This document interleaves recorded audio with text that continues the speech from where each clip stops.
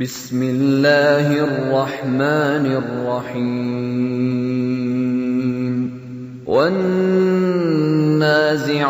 غرقا والناشطات نشطا والسابحات سبحا فالسابقات سبقا فالمدبرات أمرا يوم ترجف الراجفة تتبعها الرادفة قلوب يومئذ واجفة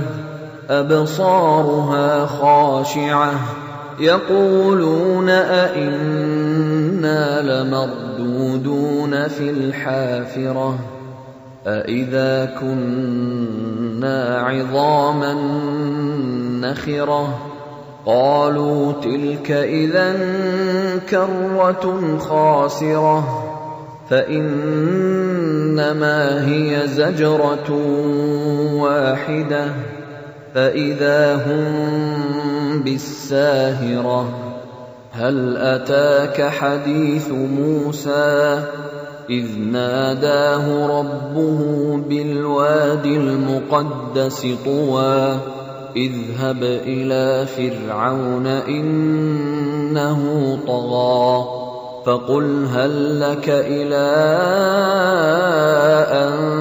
تزكى وأهديك إلى ربك فتخشى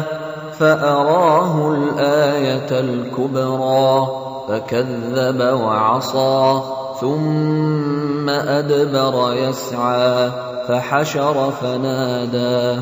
فقال أنا ربكم الأعلى فأخذه الله نكال الآخرة والأولى إن في ذلك لعبرة لمن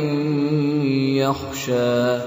أأنتم أشد خلقا أم السماء بناها رفع سمكها فسواها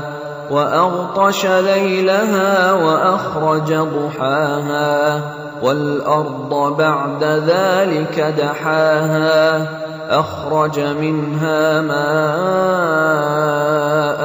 ومرعاها والجبال أرساها متاعا لكم ولأنعامكم فإذا جاءت الطامة الكبرى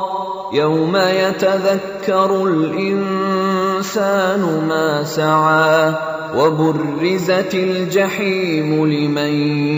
يرى فأما من طغى وآثر الحياة الدنيا فإن الجحيم هي المأوى وأما من خاف مقام ربه ونهى النفس عن الهوى فإن الجنة هي المأوى يسألونك عن الساعة أيان مرساها فيم أنت من ذكراها إلى ربك منتهاها إنما أنت منذر من يخشاها كأنهم يوم يرونها لم يلبثوا إلا عشية أو ضحاها